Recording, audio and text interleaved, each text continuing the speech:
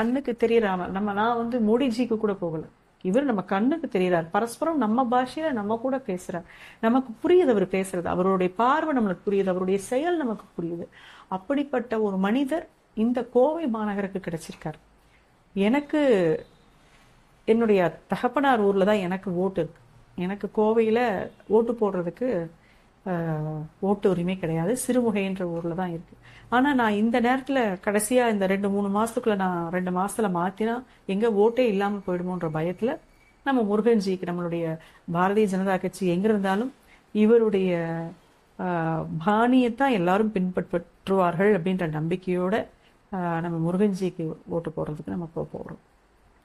இதெல்லாம் பகிரங்கமா பேசணும். முன்னாடி எல்லாம் ஓட்டு போயிட்டு அதை மறைச்சு ஒளிச்சு சொல்லாமல் அப்படியெல்லாம் கிடையாது. பகிரங்கமா தான் நம்ம செய்யணும். நல்லது செய்யறதுக்கு எதுக்கு பயப்படணும்? 4 பேர் நல்லது செய்யறதுக்கு முன்னாடி வர்றாங்க, அவங்களுக்கு நம்ம போய் தோள் கொடுத்து நிக்க வேண்டாமா?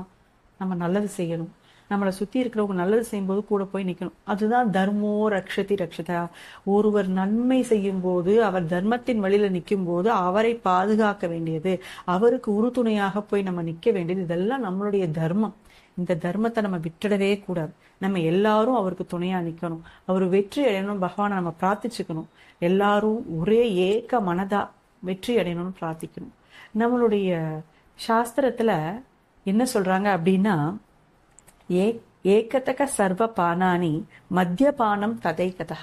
அதாவது நம்மளுடைய நம்ம பண்ணக்கூடிய எல்லா பாவங்களுடையதையும் ஒரு தராசில வச்சுட்டு மத்தியபானம் அப்படின்னு சொல்லக்கூடிய இந்த ஆல்கஹால் ட்ரிங்க ஒரு பக்கம் வச்சோம்னா அவ்வளோ சமமா இருக்கும்.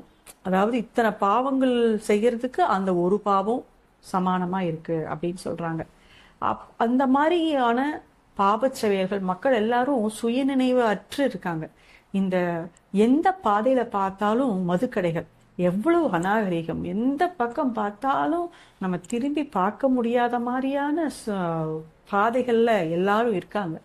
அந்த ஒரு நாகரிகத்தை கடைப்பிடிக்கிற மக்கள் எல்லாம் கம்மி ஆயிட்டாங்க. ஒருத்தர் முன்னாடி சிலது தெரியப்படாதுன்னு நினைப்பாங்க முன்னாடி எல்லாம். அது வந்து அநாகரிகம். இப்ப தெரியறது தான் நாகரிகமா ஆயிடுச்சு. நமக்குன்னு நம்ம பெரியவர்கள் ஒரு வாழ்ந்து காட்டி இருக்கிறாங்க.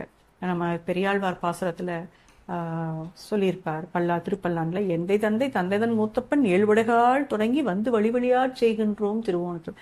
என்னுடைய அப்பா அவரோட அப்பா அவர் எந்தை தந்தை தந்தை தந்தைதான் மூத்தப்பன். அது போல நம்ம பெரியவர்கள் எல்லாம் எப்படி வாழ்ந்தார்களோ, எப்படி எல்லாம் தர்மத்தை அனுசரிச்சு வாழ்ந்தார்களோ, எப்படி எல்லாம் உண்மையா இருக்கணும்னு நினைச்சாங்களோ, எப்படி 4 பேருக்கு பரோபகார சிந்தனைகளோடு இருக்கணும்னு நினைச்சாங்களோ, ஒருத்தர் துன்பப்படும் போது ஒருத்தர் கஷ்டப்படும் போது அதை பார்த்துட்டு நிக்காம உடனே களத்துல இறங்குவாங்க நம்ம பெரியவங்க எல்லாம். ஒரு க்ஷணம் யோசிக்க மாட்டாங்க. அவன் கஷ்டப்படான்னு அந்த வேட்டியை மடிச்சு கட்டிட்டு உடனே நம்ம பெரியவங்க இறங்கி நம்ம எத்தனையோ காரியங்களை பார்த்துருக்கோம்.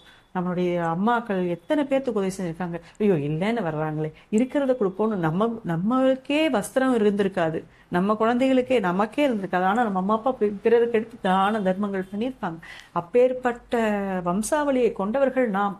இந்த பாரத தேசத்துல இருக்க ஒவ்வொருத்தரையும் நான் சொல்றேன், எல்லாருமே இந்த மாதிரியான தர்ம சிந்தனையும் இந்த மாதிரியான தெளிவான அறிவும் ஆற்றலும் உடையவர்கள் இந்த பிரபஞ்சத்திலேயே இந்த பாரத தேசத்தை சார்ந்தவர்கள் தான். அப்பேற்பட்டவர்கள் நாம் நன்மைக்கு துணை இருக்கணும்.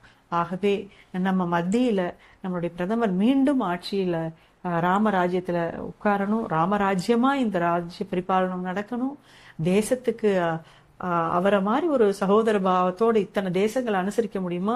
இத்தனை நாட்டினர்கள் அவரை கொண்டாட முடியுமா?